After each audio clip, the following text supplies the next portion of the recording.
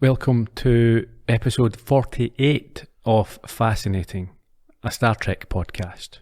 A Private Little War. In this week's episode, Kirk must intervene in a dispute on a planet where he operated undercover when he was still a lieutenant. Discovering that the native population has split into two tribes, one armed by the Klingons, Kirk determines that balancing the scales is the only suitable response. An old friend has emerged as the leader of one of the tribes, but his instinctive rejection of Kirk's proposal puts his life and those of his people in danger. Can Kirk persuade him to take up arms, or will he have to watch his friend's inevitable demise instead?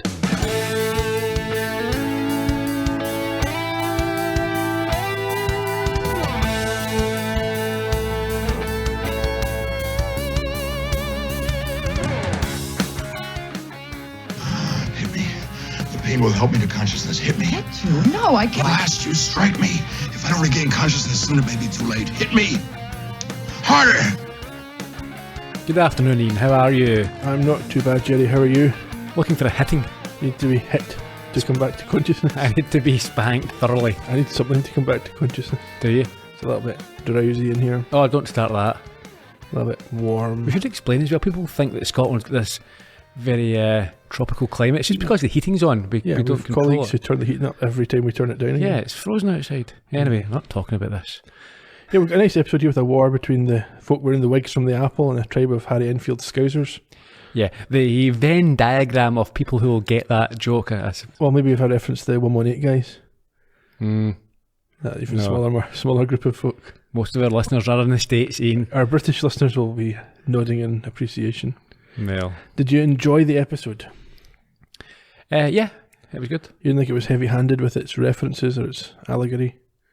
A lot of them are. Did you like the Magato? Yeah. Yeah, we've got a couple of bits of trivia about the Magato later on. It was a genuine jump scare when he first appeared. Or it first You appeared. didn't expect it, did you? No. Even though Spock had just said a carnivorous ape. Mm-hmm. It was more impressive than the Gorn, which I think has got a higher profile.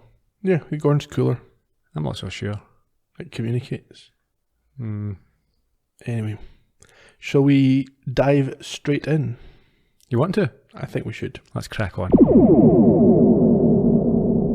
We begin this week not on the bridge, but down on a planet. Do we ever find out the name of this planet? Well, you would if you read the script, but it's not mentioned. It's called Neural.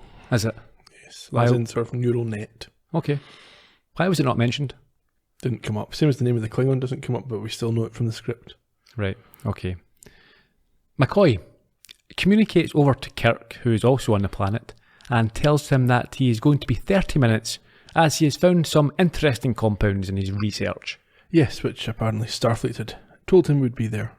Over by some rocks, Kirk tells him that there are no signs of locals yet, before walking over to Spock, who has found prints of the previously mentioned Magato.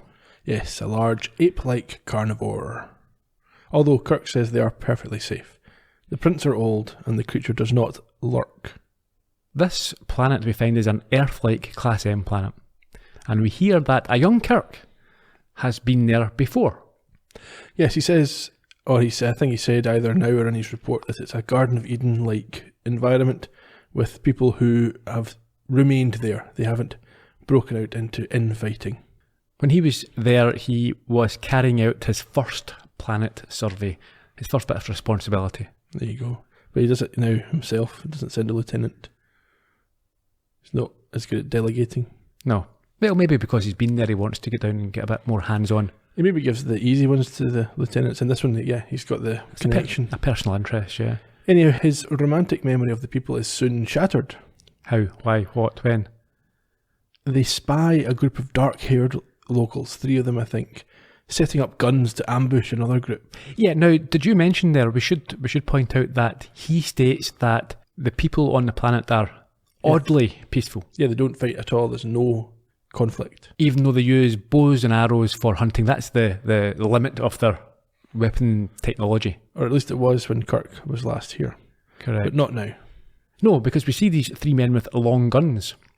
Yep, and Kirk is shocked because he doesn't believe that the society on the planet should have progressed to this level just yet.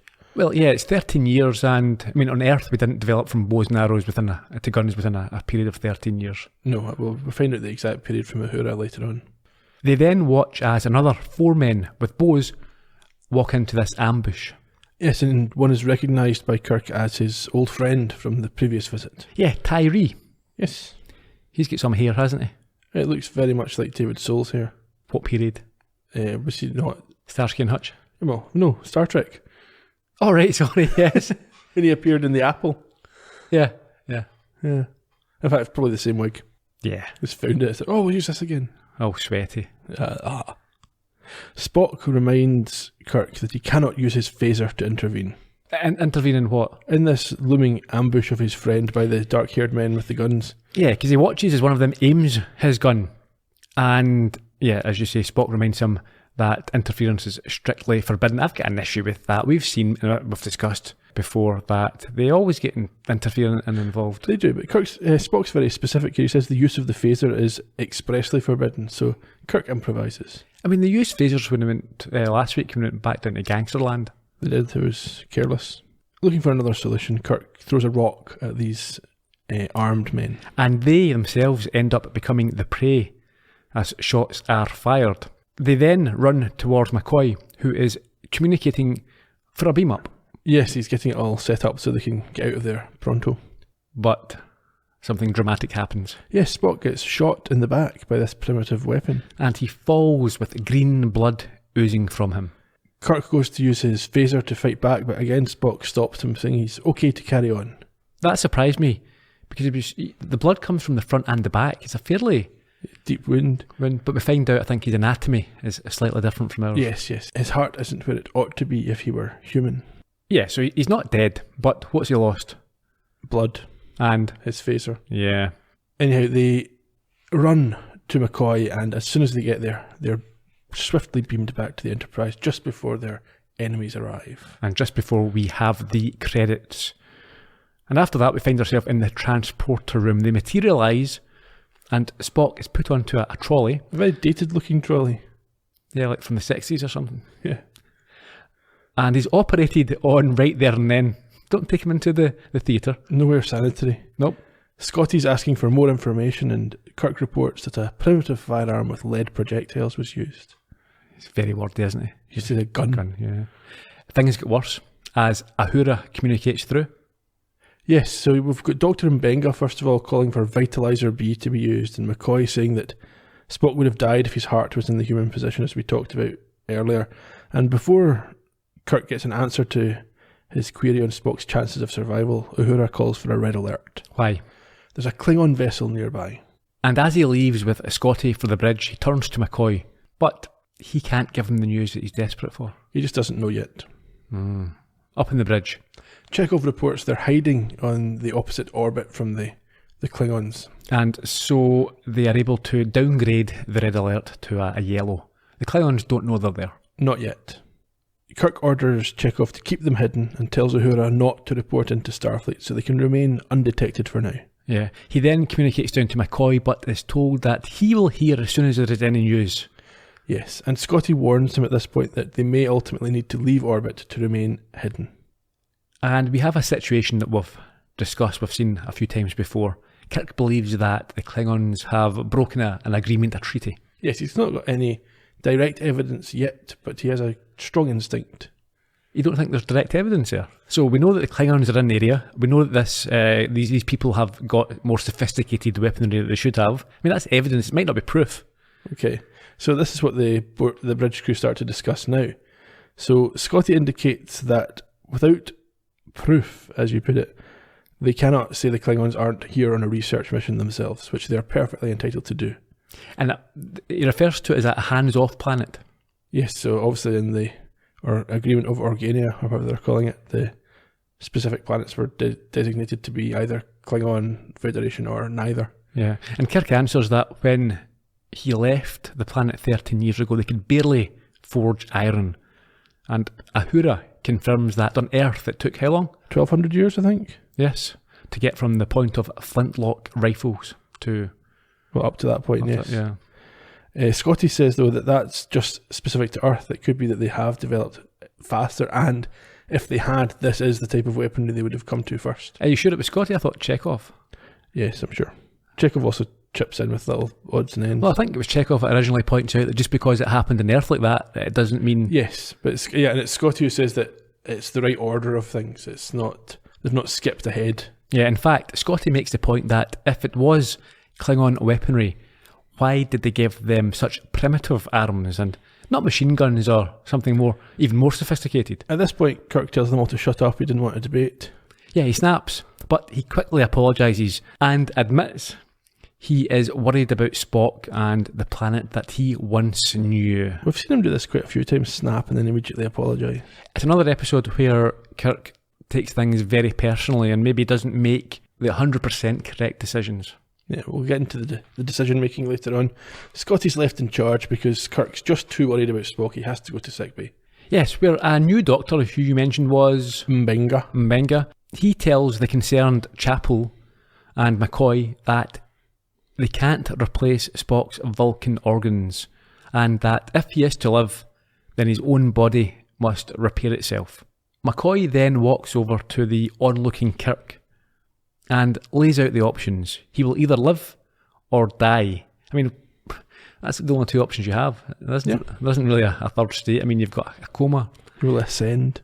You could ascend. You could do, I suppose, yeah. However, he then puts Kirk's mind at ease with regards to the new medic. Dr. Mbenga interned in a Vulcan ward.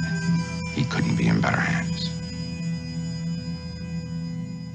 Then you and I are transporting down one. I can't leave Spock at this time. You just indicated you could. There are Klingons here. If their mission is a legitimate research interest in the planet's organic potential, then you're the one man who can tell me. And if that's not it? Then I need help. Advice I can trust as much as Spock's. I appreciate the compliment, Jim, but... Bones, I'm as worried about Spock as you are. But if the Klingons are breaking the treaty, it could be interstellar war. Correct the bridge. Bridge. Scott here. McCoy and I are transporting back down. Inform ship stores that will need native costumes. Captain, we may have to break out of orbit any minute to keep out of their sight. We'd be out of communicator range with you. Understand. We'll arrange a rendezvous schedule. Kirk out. I wonder whether, after Journey to Babel, where McCoy had to do the operation on Sarek, he had Mbenga transferred to the ship to help him with Vulcan specific things. Yeah, it's a good question because I wasn't sure why he was there in the first place. He just seems to be an additional doctor or another medic, maybe a junior medic. I'm sure we come across him several more times then. He's got another episode, he shows up again. Does he? Yeah. Okay. Vulcan related? We'll have to wait and see. We will. We then have the first captain's log of the episode, 4211.4. Kirk believes that it is too risky to contact Starfleet Command and must rely on his own judgment, which is to disobey orders and make contact with the planet inhabitants. It's very convenient. Oh, it's too risky to check what I should do. I'm going to decide. Because if I did check, they would tell me not to. That's what I always say when I go home from the shop, so it was too risky to call and see. That's why we've only got jelly and Nutella. Down on the planet, Kirk and McCoy arrive in safari costume. Yeah, matching the tribe that they're going to speak to. And I think Kirk or Shatner asked for his to be slashed open to the waist, showing off a bit of chest. They'll be pleased that they were brought down just a quarter of a mile from the camp, which is better than the 20 kilometres you remember they had to walk in the That was apple. ridiculous. I would have asked to be beamed back up and then beamed down a little bit closer. Yeah. Now, McCoy, he's still not sure that this is the correct thing to do. Yeah, he wants Kirk to rethink his decision. Yeah, his plan to interfere. And he responds by reminding him that he performed the survey initially and made the recommendations which McCoy is able to quote. Yes, the inhabitants are superior in many ways to humans. Left alone, they undoubtedly someday will develop a remarkably advanced and peaceful culture. And Kirk responds by telling him that, yeah, he intends giving them that chance. I think McCoy remains sceptical. And rightly so. They head off towards the camp, or at least the tribe. Yeah, we're on the rocks now. I don't want to preempt your trivia, but I'm assuming these are the Vasquez rocks again, the Vasquez Park. Oh, probably. I've not even put that in my trivia. Oh, have you not? Yeah. No. It's always the same them place. 6 times already. That's the only place that they can use. It's just very convenient. It's very convenient. Yeah, but it always looks the same. Quite similar. They've put some grassy bits in this time. Anyway, they walk through these rocks, and this is a bit I mentioned. There's a genuine sort of jump scare here. Yes, they're assailed by a giant white horned ape. Yeah, I took a note because I didn't know at the time what it was named. I called it a yetisaur. Okay, fair enough. Mm-hmm. It first of all throws McCoy aside and then sets into Kirk, who for once does not win the fight. Forcing McCoy to disappear it with a phaser. I'll disintegrate it, I think. Yeah. Vaporise, maybe. However, Kirk is in a bad way. He has been poisoned from a fang bite and is going into shock. But what an opportunity for William Shatner to act in shock. He likes this, doesn't he? He really hams it up here. He tells McCoy he took full poison and they should call the ship. Yeah, so McCoy tries to contact the Enterprise, but they've left orbit and Kirk is getting worse. And yeah, I took the note here that some great Shatnering. Yes. McCoy gives him some kind of injection, but he thinks it'll only keep him alive for a few hours. Yeah, it's not an antidote. No. Kirk then says that the tribe will have a cure. He must get him to Tyree.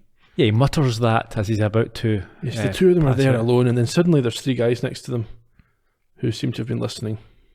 Yeah, when he turns, he finds 3 of the hill people looking on. Although they also. People, is that what we're calling Yeah, them? that's what they're called, I think. The Okay. villagers and the hill. They live in the hills, and there's the villagers down I below. thought the hill people were like a tribe of something in one of these horror movies. They've got eyes. Yeah. They also seem in a state of shock and unable to take some sort of or any action. Yeah, there's a sort of initial communication block, but it seems to be overcome because the next we see them, they're arriving at camp. Where the unconscious Kirk is carried to and taken to a cave as the big chap sets off to get Tyree. Yes, and in the cave, McCoy does a doc log. Is this his first? I don't remember another one. I think it is. But he's referred to his medical logs before. He has, but I can't remember. We've had a Scotty log. We've obviously had a There Spock might have log. been ones with treatment, maybe in Operation Annihilate or something, where he's working on a cure, or in Miri. Perhaps one of the listeners can confirm. Yeah. Anyway, it's 4211.8. What does he say? He says that Kirk was right to say these people are compassionate and gentle. And Tyree that is now their leader, and he and his wife will be along presently, and the wife apparently will know how to cure Kirk's ailment. Yeah, but he is still in a very bad way and must be kept alive until she arrives. Outside the cave, after 2 of the hill people pass Tyree and his wife, they come out from behind a tree, and she claims that they need to get the fire sticks that their enemy has. That is, I mean, I'm sure Jeff Bezos will be very impressed with Product that. placement there, yeah. Nona's quite aggressive here with Tyree, and you see that he is not perhaps as Cuckold. Later on he is. receptive to what she's saying as she might have hoped. Yeah, I mean, that's exactly what I've got here. She seems far more aggressive than him, as she suggests that they could be doing the killing themselves and stealing houses rather than the other way around. She then tries to use some kind of herb or leaf to overcome his resistance. Yeah, let's talk a bit more in detail what happens. Tyree believes that they can all become friends. Again, given a little bit of time. They don't Yes. need to be enemies. The villagers and the hill tribe. Yeah. And this doesn't go down well with her. She points out that as a Kanutu woman, that she is sought after, as men apparently become great leaders through her type. Apparently. And he points out that he only took her because she cast a spell on him. And that's a bit rapey. If the roles were reversed, and we found out... Yeah, but he that- could just mean the spell of love. But we know it's not that. It's actually some Yeah, sort but it's not clear that he knows it's not that. It doesn't matter. What he thinks isn't... We know that is some sort of actual Intoxication. yeah. And I think, if he was doing that to her, we'd think, it's not... You can't really effectively Bill Cosby people. Well, the note that I've got is that the relationship seems quite unhealthy. It's very unhealthy, yeah.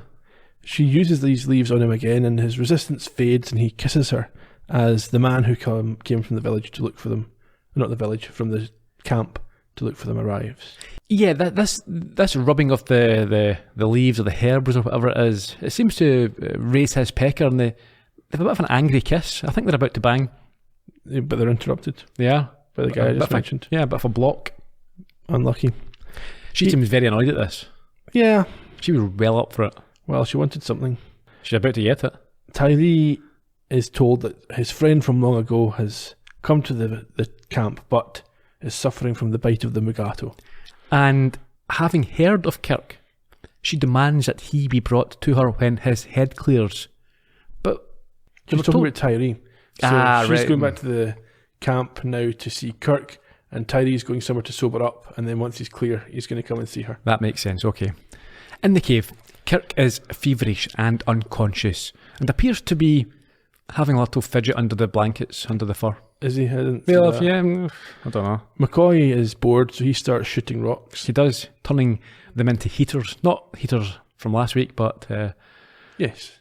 Hot hot things, hot rocks. Yeah, It's a that's sauna. a different thing as well, isn't it? Nora then appears, but is fascinated by McCoy's phaser use and leaves before he sees her. I think she's obviously clearly aware of the potential of I think these she's things. very much intrigued, yes. Tyree arrives at this stage and pleads with Nona to save Kirk, but she says she won't do it unless he gives her all the information he has about the visitors. He is reluctant to speak and claims that he gave him a promise of silence. Why? Why would he promise silence? Because the others on the planet don't know about people from other planets. Okay, yeah. Why would you not inform them? Because it could corrupt their society, Really? apparently. Okay. We see this again in other Star Treks. However, she doesn't care and demands to know about him or else he's going to die. It's quite clear that she is serious about this. She will let him die if she doesn't get what she wants. Yeah, you don't trust this type of woman, is she? She's This type of woman, this particular woman, let's say. no, this type, psycho. Very, very aggressive. Knows what she wants and she doesn't. Yeah, you just want to get involved. They're the type of one you don't give your real number to. Talking about a woman who knows what she wants, up on the Enterprise, Christine Chapel is hand in hand with the unconscious Spock. Yes, which she drops when Mbenga walks in and tries to reassure her that Spock's current readings are natural for Vulcans in recovery. Yes, he explains that Spock is in a self-induced coma of sorts to allow his body's energy to focus on healing, but that he's aware of everything, including the fact she just held his hand. She's very embarrassed, isn't she? Yes, as Mbenga leaves, she kind of tries to justify it to herself, saying it what a good nurse would do, and it proves that she's interested. I wonder what she was going to do with his hand if he hadn't walked in. She just held it, I think. Okay. Back at the cave, Tyree and his woman enter and introduce themselves. Yes, they are introduced to McCoy, and she does introduce herself. She does introduce herself as Tyree's woman, which is a little bit archaic. She then goes on to cure Kirk by cutting her hand and then writhing over him with a Mako root. Mako root. Yes, she bleeds onto the root and then puts it onto his wound. Dirty. And then Tyree plays a bongo. He just produces it out of nowhere. Mm-hmm. He had it up his sleeve or something. And she mumbles about putting her soul deeply into him and sharing their plan before she climaxes on top of him. Well, the process climaxes. Yeah. Kirk wakes and tells McCoy he had a strange dream but needs to sleep. Yep. McCoy lifts the root off of Kirk's shoulder and sees the wound is gone, and is then further surprised to see that Nona's slit palm is fully healed also. He asks to know more, and she tells him that their souls have passed through the Mako together and that he is now hers. Yeah. I mean, you didn't tell us this beforehand. This wasn't in the small print. No. She then disappears off to sleep, and Tyree explains to McCoy that it's only a legend, don't get too worried. Also, she's my wife. A little bit later, they're in the cave. McCoy wakes up. He's got his own fur bed. And he wakes up with a start and realises that Kirk has gone and finds him leaning over the sleeping Nona. He's obviously curious. Yeah, she's in an adjoining cave. Yes. Kirk asks McCoy what he's doing here, and their voices rouse Tyree.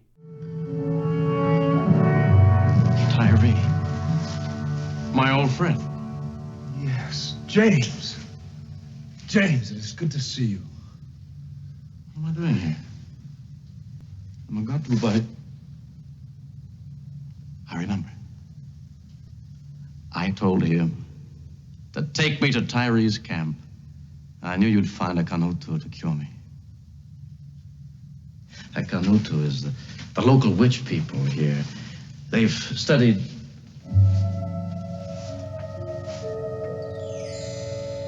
They've studied the roots and the herbs. I am a Kanuto, Captain. I cured you. My wife, Nona. Yes, of course, I should have guessed. Congratulations. Tyree, we must talk. Now, the villagers, their new weapons. I want to hear all about that. We must make plans. Good. It is past time to plan. Much has happened since you left, James. Come, we'll speak of it. And of things to be done. Come.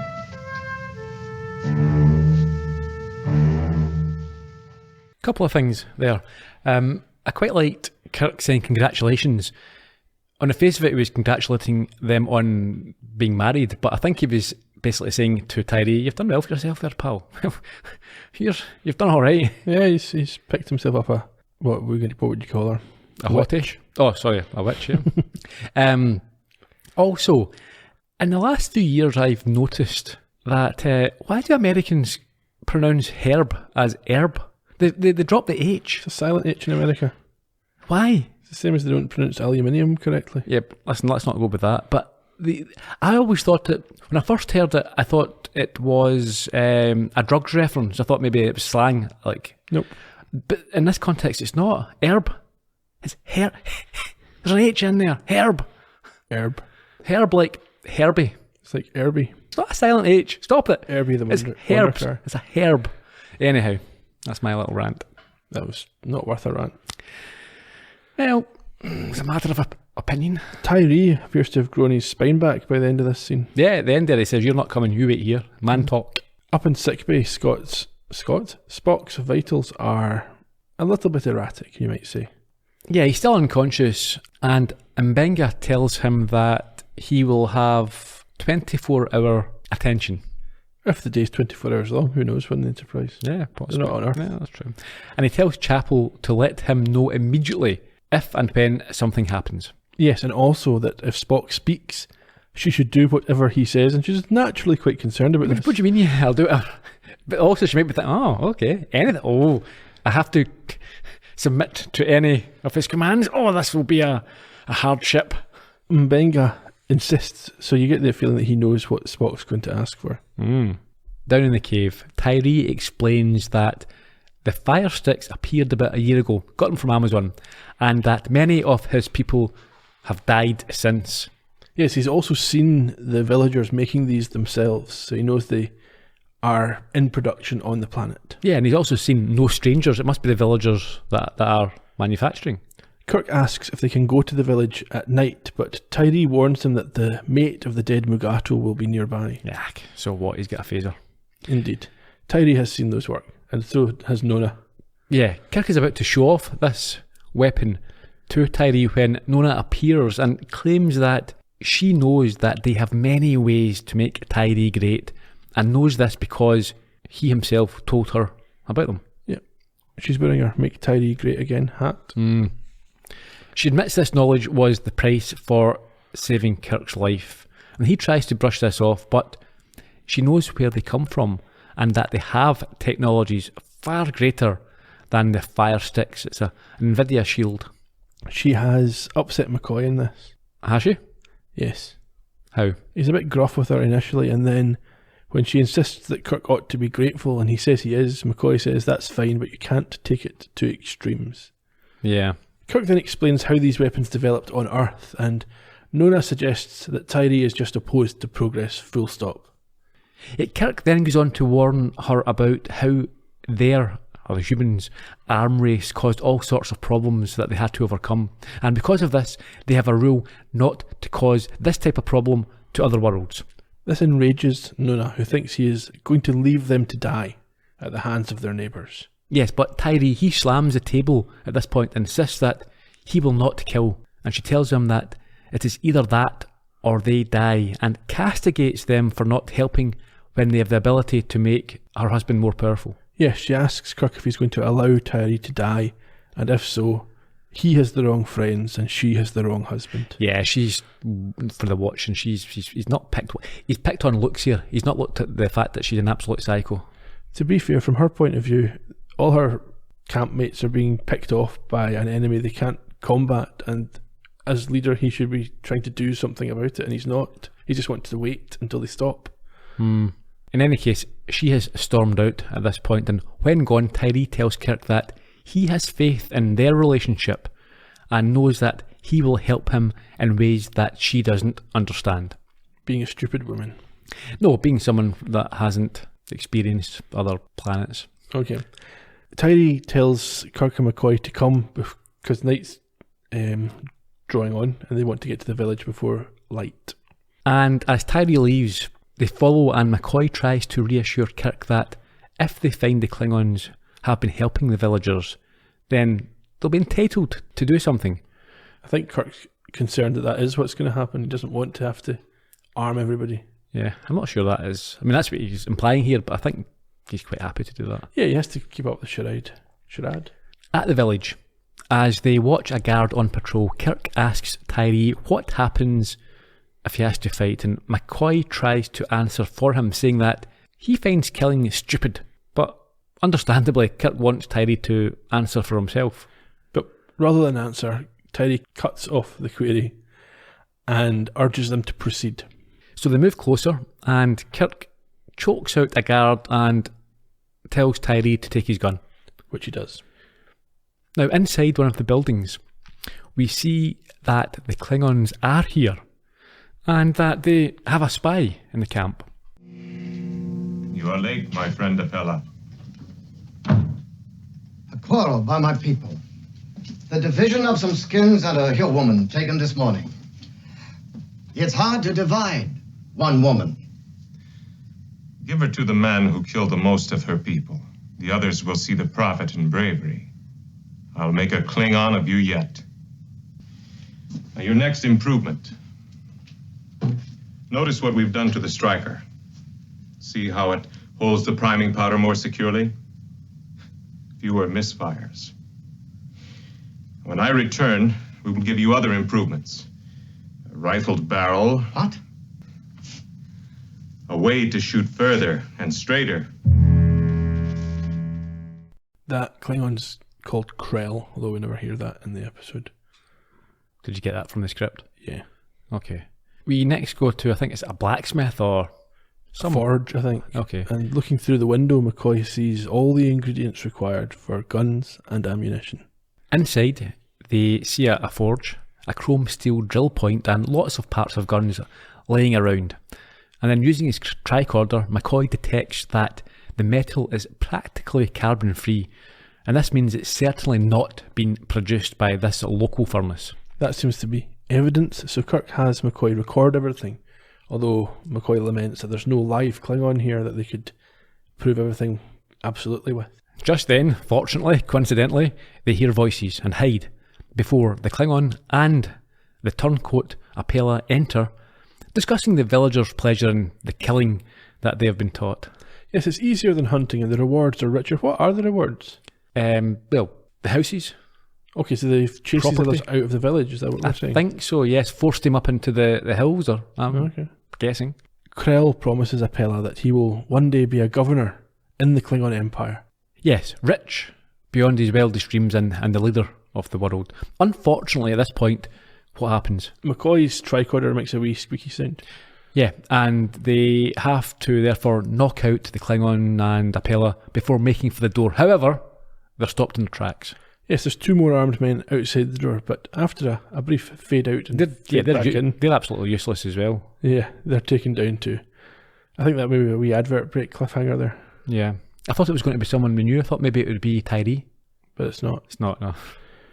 Off screen we hear the Klingon shouting for the guards as Kirk tells Tyree to start running. Now, up in sickbay, Spock wakes, gasping and asking Chapel to hit him, as the pain will help him regain full consciousness. That's what we heard at the top of the podcast. We did. She hesitates and he insists, and she does strike him. You've got a hilarious scene as she gets... Now, we've discussed this before. It's a bit like Leslie Nielsen. It's a bit Naked Gun, Police Squad-esque, where slapping back and forth several times. Just clear someone's head. Yeah. But she is disturbed as she undertakes this task. Yeah, Scotty runs in, doesn't know what's going on, pulls her off him, but Mbenga also enters and continues the beating until Spock tells him that he's had enough. I think Scotty's completely mystified at this point. What are you doing here, you maddie? He explains to the astonished Scotty that Chapel was helping with a form of self-healing. It's not really self-healing, is it? No, it's help. Yeah. Healing. Healing. Supported healing. Punch healing. Mbenga says that Vulcans must wait until the last possible moment, then fight their way back to consciousness. This is stupid. They're making this up for this episode, aren't they? Yeah, but it's never mentioned again. I wouldn't have thought so. Spock is now a bit standoffish with Chapel, who takes that as a sign of his full recovery. Yeah, she's thinking, I'm quite enjoying this. Do you want to continue the spanking in my quarters? No. Down in a clearing, Kirk is teaching Tyree and some of the other hill people how to use the rifle, and he seems to be a natural. Yeah, McCoy wants to talk to Kirk, but Kirk says, let's go do it in the cave. Yeah, he comes over quite sternly and tells him that they have to have a chat. So in the cave, he's raging, McCoy that is, doesn't think that Kirk should be encouraging or teaching them about guns, and blames the route used by Nonna for Kirk's change of heart. Kirk says that's not the case. Nonna wanted superior weapons and he's only offering equivalent weapons. But McCoy says this could lead to endless war. And Kirk has to pull rank and shut him down. However, he calms down and asks him what the solution is. And McCoy admits that he doesn't have one, but still insists that giving them guns isn't it. No, and Kirk directly references Vietnam, calling it the 20th century brush war on the Asian continent, and referring to superpowers using others to fight their battles, which again is what's happening in this example. Kirk says that they got it right then, and he's getting it right now, so that's to get it past the censors. Yeah, I couldn't have said it was a terrible mistake. It was a complete omni-shambles. We lost the war. Anyhow, he says that if the Klingons raise the stakes when McCoy asks this, they will need to then match it with equivalent superior weapons. My question is at this point, but how long do they intend being there then? Well, that's it. How often do they need to check? They'd have to check all the time. The Klingons could, the very next day, give them Uzis. Or phasers. Dynamite. What happened to Spock's phaser? We'll find out. Will we? Don't know. Don't think we do. Do we not? Unless he picked it up earlier and we didn't notice. I think so. Anyhow, Kirk concedes that he will need to convince Tyree of this approach, which he concedes will be difficult, and he wonders whether he might go through Nonna to achieve it. And I think he says it's the most difficult task he's ever had. I think that's just emotional nonsense. Nonsense it is, considering what they've been up to, having to go through interdimensional time warps and things like that. Giant amoebas. Yeah, this is a piece of cake. Just persuading someone to do something. Up on the bridge, Spock is back on duty and confirms with Scotty that they are back in orbit and approaching the time of the scheduled rendezvous. They have not yet been spotted by the Klingons, but they are aware that the Klingons have just beamed somebody up from the surface. After that, we head down to a waterfall where, with a cheeky glint in his eye, Kirk approaches Nonna, who he's obviously just watched bathing. Yes. She claims to have wished him there herself and then intoxicates him with the herb we saw her use on Tyree previously. Herb or herb? Herb. Okay. The spell seems to have worked because he grabs her and admits that she is beautiful, but unfortunately at this point, Tyree wanders over. He's nearby with his rifle. Yeah, he doesn't seem to understand that Kirk's under the influence, either, or he's just mad at Nonna. Well, that's the question I'll get to in a second. She asks him to kiss her, and when they do, the enraged Tyree aims his rifle, but fortunately is unable to pull the trigger. Now, that's the question. Who was he aiming at? I thought it was Kirk. Why? Because he's kissing his wife. But why would it not be his wife who's a seductress that he's angry at? Because women have no agency. I think.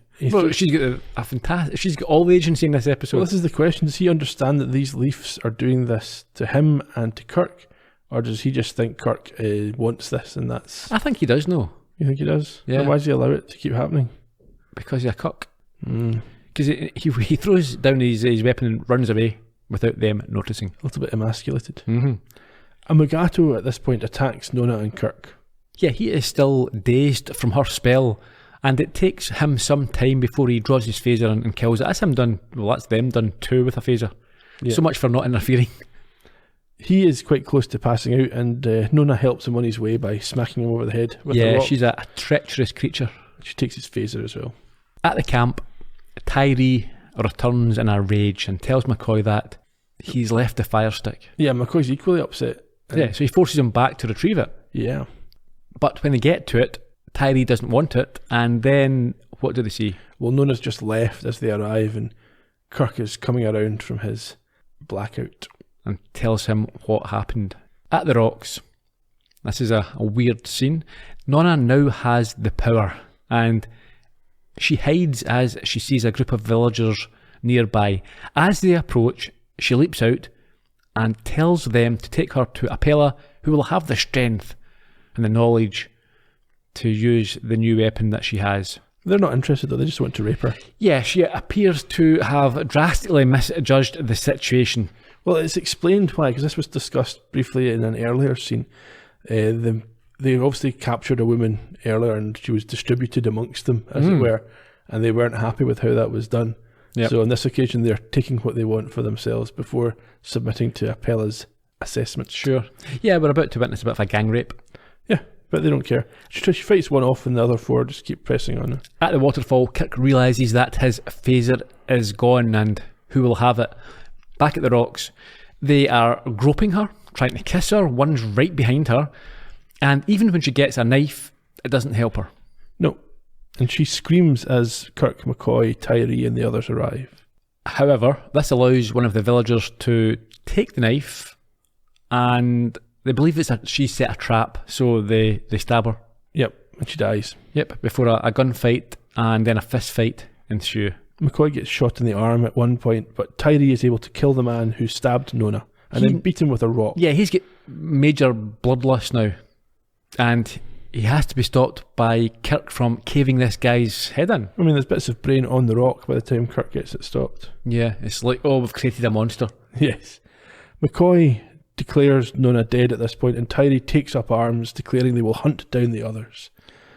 McCoy finds Kirk's phaser and returns it to him before we set up for a big finish. Yeah, Tyree, he sets off in his vengeance mission, a bit like Paul Kersey. You don't know who Paul Kersey is, do you? No idea. Charles Bronson in Death Wish. Okay. And McCoy has some final words to Kirk as he returns his phaser to him and they communicate with the Enterprise. Morrow, in the palm of her hands. Well, you got what you wanted. Not what I wanted, Bones. What had to be. Kirk here. Spock, Captain. I trust all has gone well. Spock, are you alive? An illogical question, Doctor, since obviously you are hearing my voice. Well, I don't know why I was worried. You can't kill a computer. So Spock, ask Scotty how long it would take him to reproduce 100 flintlocks. I didn't get that exactly, Captain. 100, what? 100 serpents. Serpents for the Garden of Eden. We're very tired, Mrs. Spock. Beam us up home.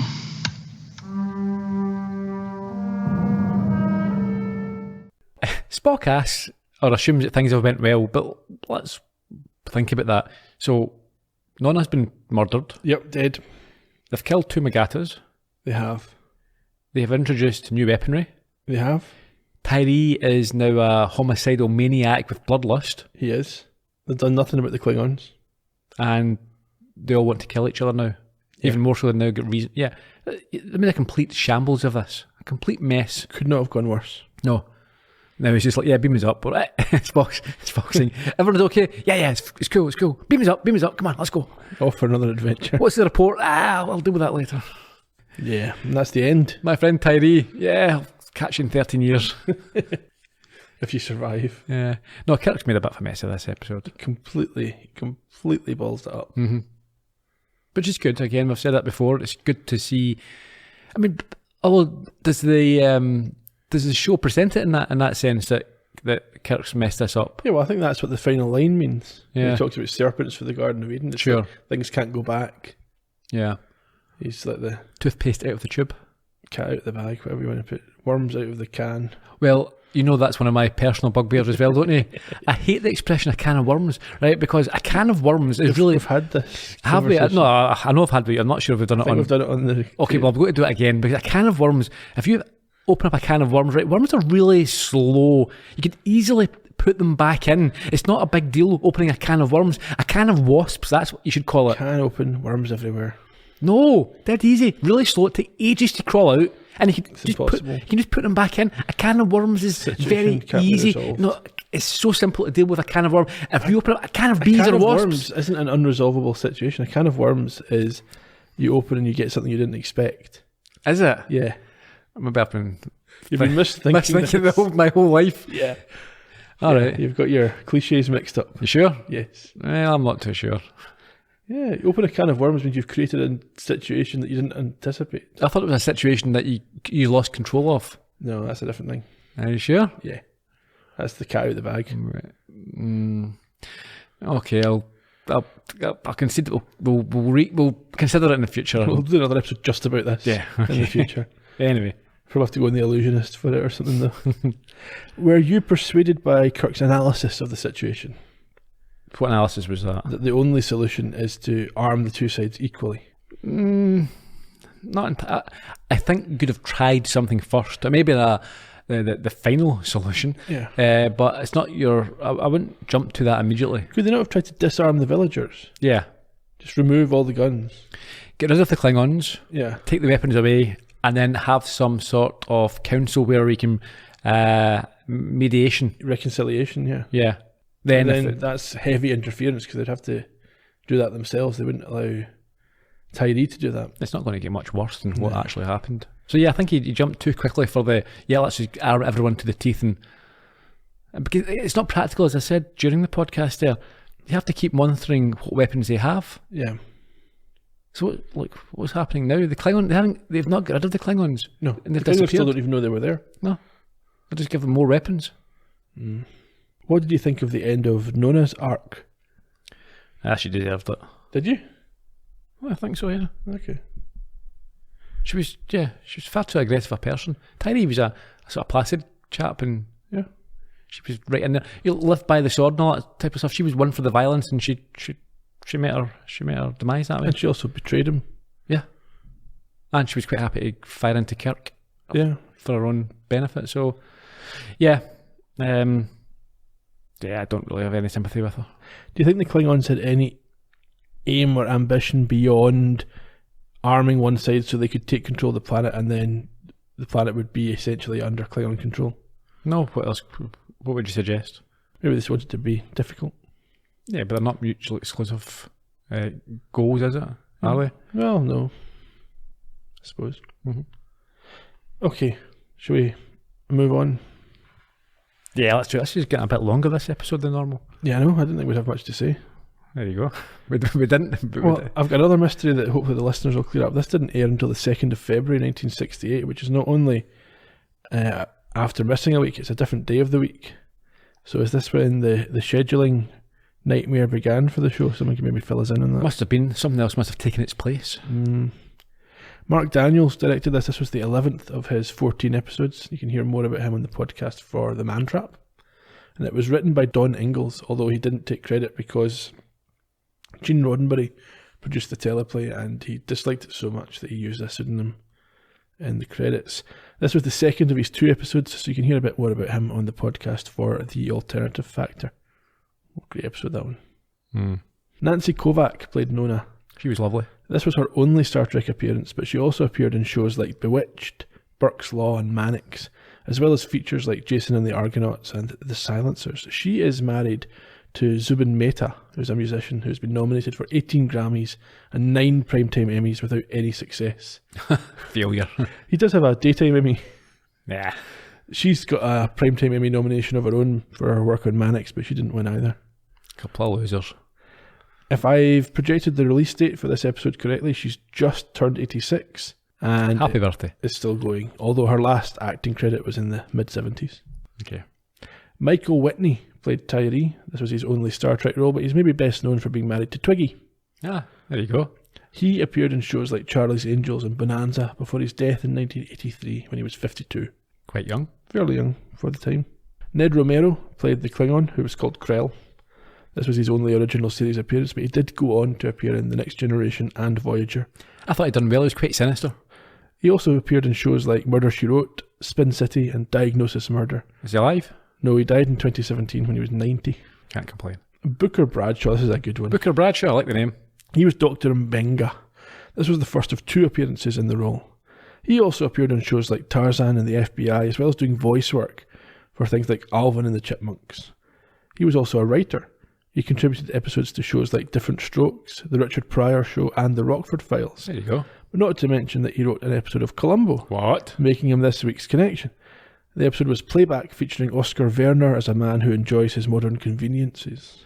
Ah, now that's an underappreciated episode. I really like that one. It's one of those mother-in-law episodes. Yeah. Bradshaw died of a heart attack in 2003 at the age of 62. Oh, that's a pity. Arthur Bernard played Apella. That was the villager leader. This was his only Star Trek appearance in a relatively short acting career. He also appeared on Mannix and as an elderly jogger in the 2001 Rob Schneider vehicle, The Animal. Oh, that's appalling. Well, I mean, I've not actually seen it, but it's Rob Schneider, so it's safe to say. He died later that year at the age of 81. Not much later, because he died in the January of 2001. Okay. What's Rob Schneider's best movie? Home Alone 2. Yes. Okay. Bernard's quite interesting. He had a sort of podcast of the times. Really? He had a radio show called Turning Point that ran from 1950 to 1965, but it featured exclusively interviews with entertainment pioneers, including Harold Lloyd. There you go. It's quite Track that interesting. down. Yeah. Maybe it's on YouTube. Maybe find it, yeah. Janis Prohaska was the Magato. He previously appeared in The Devil in the Dark, and you can hear more about him and his tragic death there. But the interesting fact about him for this episode is that apparently he owned the costume that they used for the Magato. Why'd you have that costume? I don't ask any questions. He just showed up with it. Yeah. What are they called? Furries? The episode was intended, obviously, as commentary on the Vietnam War, and it was the removal of some of the more direct analogies that displeased the writer and led to him using a pseudonym. Really? Okay. Yeah. The Mugato in the script is called the Gumato, but DeForest Kelley couldn't say it, so they just kept his version when they went ahead and filmed. Fair enough. It's called the Gumato in the credits. Right. The Magato Footprints, did you recognise those? Nope. They previously were used as the White Rabbit's footprints in Shore Leave in season 1. This was his 11th episode, but it was the first time that Mark Daniels got to do any location shooting for the show. Vasquez rocks. Yeah, probably. The Klingon in this episode was originally intended to be Kur, who we met last season, but it was felt that this would be a case of a small universe syndrome. How likely is it that the same 2 captains would bump into each other in an antagonistic way? That's fair enough. In terms of international titles, just a couple to look at. The French go with Guerre et Magique, War and Magic, while in Japan the episode was titled Kanuso Nona no Marioku, which is Magical Power of Kanutu Nona. Next week, it's the 20th episode of Season 2, Return to Tomorrow. Intriguing. Which features your favourite kind of Star Trek character, robots. Andrea? I don't think it's Andrea this time. In the meantime, anyway, you can find us all over social media. We're at Trek Podcast on Facebook, Twitter and Instagram. You can go to astartrekpodcast.com where there's a post up for every show to discuss it. And if you prefer to listen to your podcasts on YouTube, you should find each episode there as well. Until then, cheerio. Bye-bye.